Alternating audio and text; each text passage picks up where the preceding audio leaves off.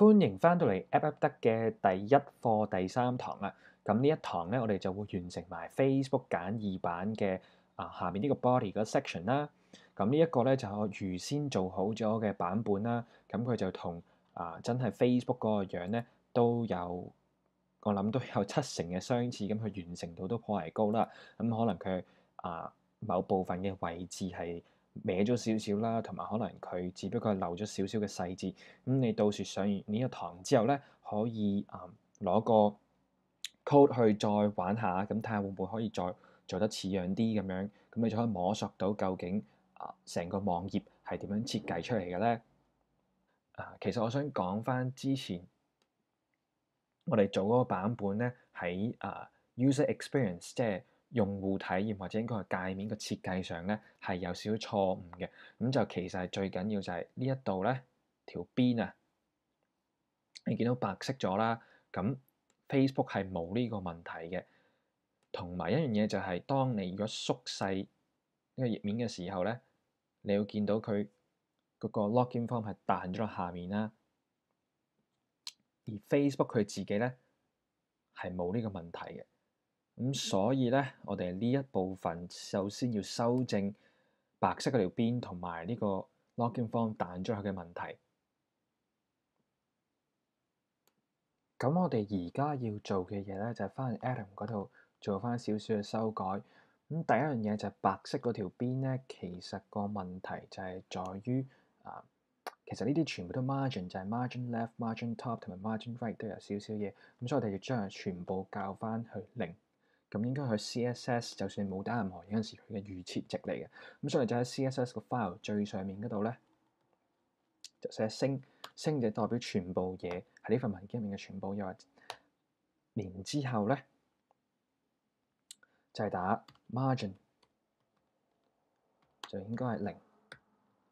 咁樣嘅做法，因為佢份文件咧係應該由頭讀到落去底咁嘅順序嘅，咁所以咧佢先會將所有嘢轉成0，然之後喺下面嗰啲咧呢度 margin left margin top 佢先會加翻落去，所以就冇問題嘅。咁好啦，你 refresh 呢樣嘢，你就見到冇咗條白色邊。而第二個問題嘅解決方法咧，就係我哋喺本身呢個 header 嗰個 div 入面咧，入面再加個 div，就呢個 div 咧就係中間嘅 div，然之後裝住兩個細嘅 div，就係好似之前咁裝翻住 Facebook 個 logo 同埋個 login form。但係呢個中間嘅 div 咧，就係佢闊度就用 pixel，咁即係佢可以固定喺嗰個闊度嗰度啊。咁嘅做法咧，就令到你縮小個視窗嗰陣時咧，佢都仍然會保持佢嘅闊度。咁所以我哋就喺 Atom 嗰度咧，就喺 header 下面加翻一個 div，咁我哋就可以叫佢 header box，然之後喺呢度加翻個 closing tag，save 咗佢，之後喺 CSS 嗰邊咧就寫 header box，然之後 width 就用1000個 pixel。我相信1000個 pixel 大部分嘅電腦都冇問題嘅。咁如果你部電腦嗰個視窗係細過1000個 pixel 的話咧，你就可以喺YouTube 嘅 comment section 嗰度同我講，咁我就可以俾個第二行你抄。然之後 height 我哋同樣用翻80個 pixel，save 翻去 refresh。咁好啦，而家個問題咧就雖然係解決咗嗰個 login form 會彈落去啦。但係你都見到佢係唔係放喺中間嘅，所以咧就喺 header box 度加翻 margin left auto，即係 automatic 即係自動咁樣 margin right 都係 auto，咁就係左右兩邊佢自動校翻個 margin 個 left 同 margin 個 right，咁就應該會放翻喺中間，係啦。咁而最後一個問題咧，就其實因為我哋之前喺 header logo 呢度咧就加咗個 margin left，同埋喺 login form 嗰度加咗個 margin right，咁所以我哋咧 delete 翻呢兩行咧，個位置就應該啱啱好噶啦。refresh 冇錯啦。咁而家咧個位置就同 Facebook 本來嗰個都係差唔多啦。同埋咧，你見到佢縮細嗰陣時咧，都唔會彈落下面。你都見到咧，啱啱 Facebook 嘅 logo 係貼住邊咁樣嘅，而佢原本嗰個版本咧都係一樣，係貼邊咁樣啦。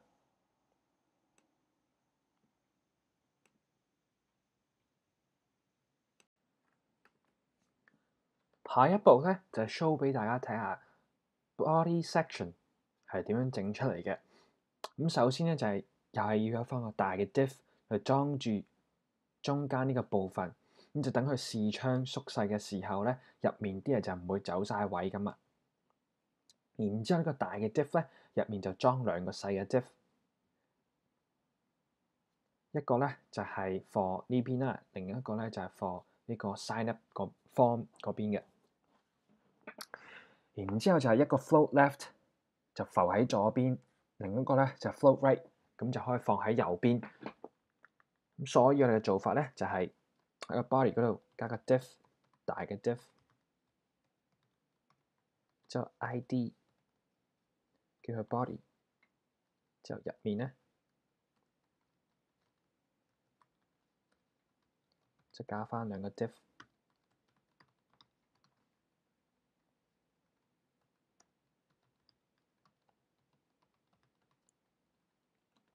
咁我就索性叫佢 left side 同 right side 就算啦。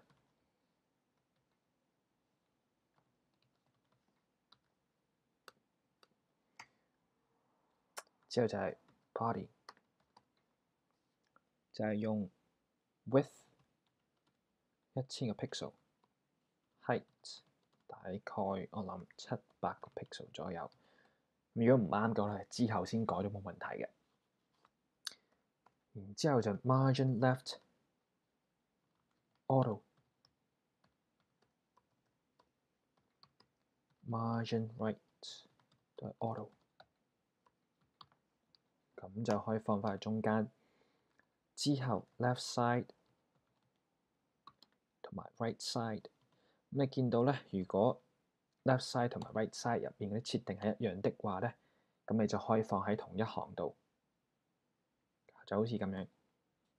之後 width 就係兩邊都係50%，height 兩邊都係跟翻到100%，咁就即係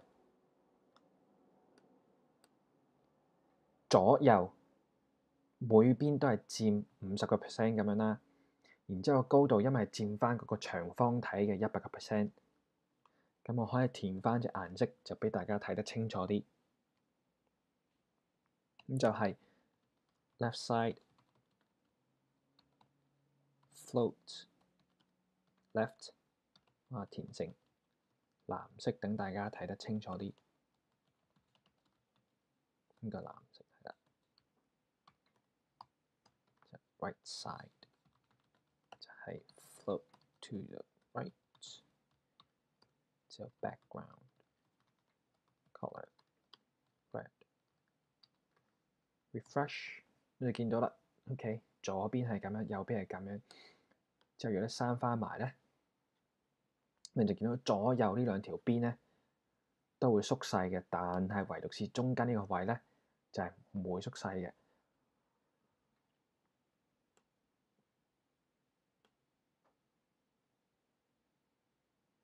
咁跟住咧就等我拎翻開隻顏色先。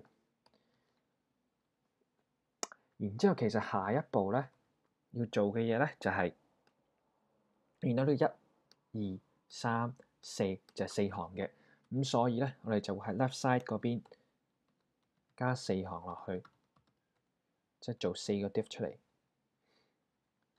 第一個 div 咧就叫 first row， 如此類推就係 second、third 同 fourth 咁樣。second、third、fourth。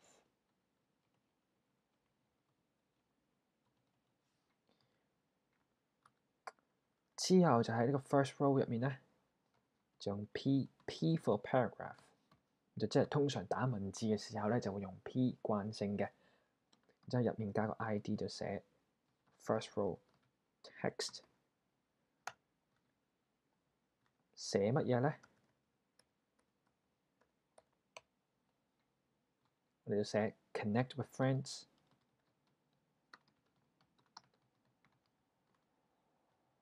應該係用返世界 with friends and the world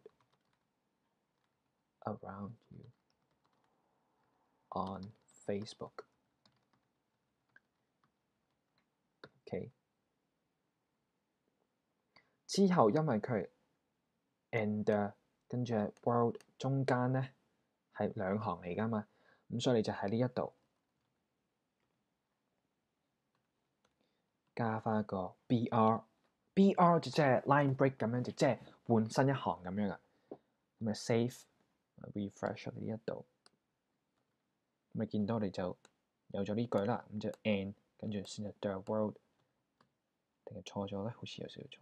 哦 and 應該 and 到係 and， 所以應該係喺呢一度先啱嘅。save 跟住 refresh， 咁啊啱啦而家。咁跟住落嚟嘅做嘅嘢咧，就同之前一樣，都係將隻字移落去啦，跟住係改翻個字體同埋改翻個字體嘅大細嘅啫。咁下一步咧就係翻去 Atom， 然之後喺下面寫 first row margin top 大概80個 pixel， 然之後 font size 我相信應該係150%。然之後字體嘅設計咧就用 font family。咁最接近 Facebook 嗰隻字就係 Lucida Grande。咁應該咧 Facebook 佢自己就設計咗隻字體，所以佢係佢自己先有嘅。咁除非你下載咗嗰個字體嘅設計，然之後放入去你自己嗰個文件夾入邊啦。如果唔係，你就唔會有佢隻字體嘅。咁所以 Lucida Grande 咧就應該最接近嘅啦。咁你翻去睇下 refresh。咁喺位置上同埋個字體設計上都頗為接近嘅。跟住落嚟咧，我哋就要處理埋呢3行圖片啦。咁首先咧，我哋要做嘅咧就將呢一部分將佢轉成一樣叫做 table。table 咧就係好似一張表格咁樣，咁就可以有3行啦。然之後咧呢啲圖案咧就係佢嘅 table 個 heading。咁所以咧我哋就喺 Atom 嗰度。將呢3行本來係 div 嘅咧，喺上面加翻樣嘢叫 table， 之後咧對下面刪翻個 table 個 tag， 然之後咧就將呢3行由 div 改成叫做 table row， 即係 tr。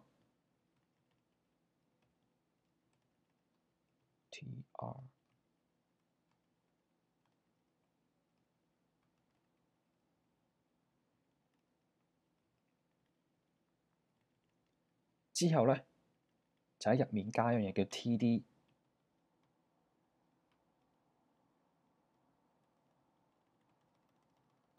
咁 td 咧唔係應該係 th， 即係 table heading， 因為我哋攞嚟 th 係攞嚟放個圖案嘅。然之後就喺 th 嘅入面咧就寫 img， 即係 for image。咁我哋 save 咗就係做 fb image 01.png。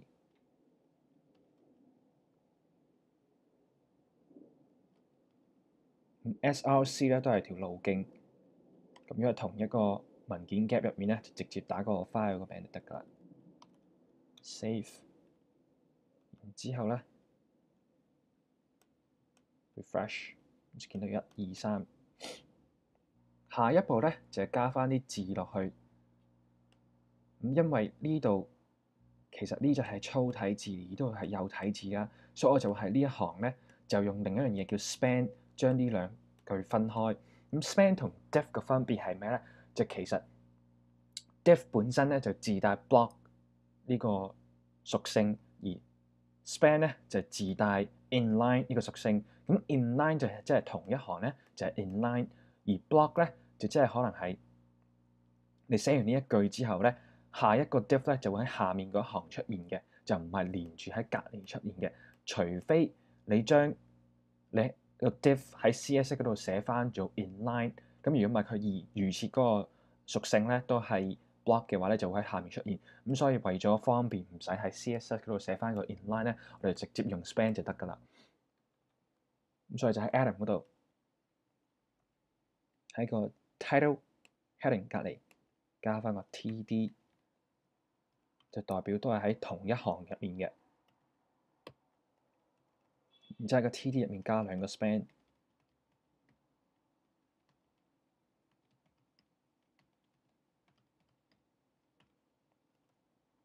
之後個 span 入面咧，我哋會加一樣嘢叫 class， 咁我就叫 first， 叫 textbold 算啦 ，textbold， 咁咧就係 text， 個 class 就係 textlight。咁 class 同 ID 嘅分別喺邊咧？ ID 咧就係其實每一個 tag 特定嘅名先可以叫 ID 嘅，就即係唔可理論上係唔可以重複嘅。而 class 咧就可以不斷咁重複。咁即係話，假設我呢三行都用咗同一個 class 嘅話咧，咁我只需要喺 CSS 嗰度寫一次，咁呢三行都自動會有同一個屬性。但係如果我用 ID 的話咧，就要每一行有自己嘅 ID，之後就要寫3次咁樣啦。咁我就直接將呢一句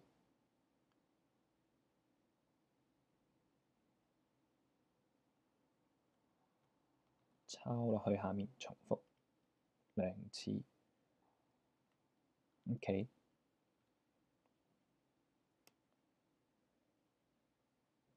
然之後咧，我就喺 textbold 入面加翻呢幾句去。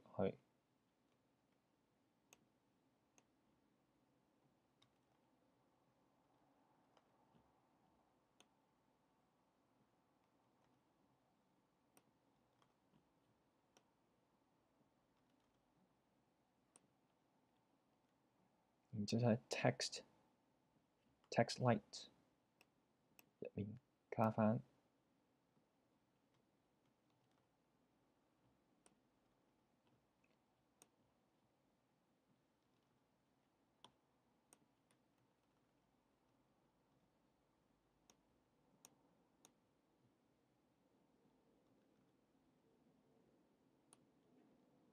save， 跟住 refresh， 跟住咧就應該加翻少少 space 俾佢，同埋要改翻隻字體，同埋一個係粗體，同埋一個係幼體啦。咁所以咧，我哋就可以喺呢一度加翻2個 space，save， 然之後喺呢邊就寫叫翻呢個 table 加翻個 ID 俾佢，就係 left side table， 跟住就係 left side table space 入面嘅 TD，OK，咁佢個 family font family 就係 Lucida Grande refresh，OK，之後我哋就用個叫 class 上用一點就 dot textbold， 然之後就係 font weight 就係 bold， 之後 dot textlight， 呢度咧我哋就加 font size 90%， 然之後就係 color 係 grey， 之後就 refresh。OK， 最後一個問題咧就係呢度個 space 係冇嘅，咁所以咧，其實應該因為呢一度你直接打個 space 係冇意義嘅，咁所以咧，佢就係一個特別嘅代碼，就係呢一個 NBSP semicolon，所以咧就喺呢度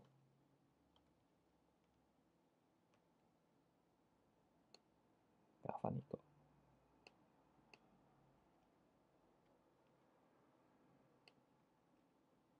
save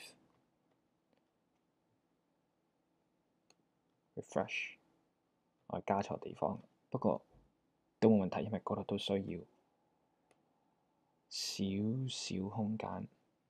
OK， 我哋喺後面都加一加。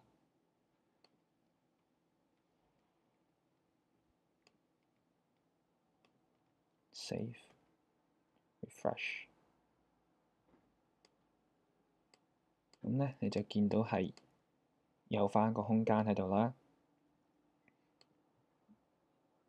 咁你亦都可以加多可能一兩個咁樣，再俾多少少空間佢，咁就可以再似多 Facebook 本來個版本多少少咁樣。最後咧就係每一行中間要有少少空隙啦，咁你就將個 table row 個高度加高佢，就喺 Atom 嗰度咧就 TR 呢個位寫 height， 我諗大概可能80左右啦。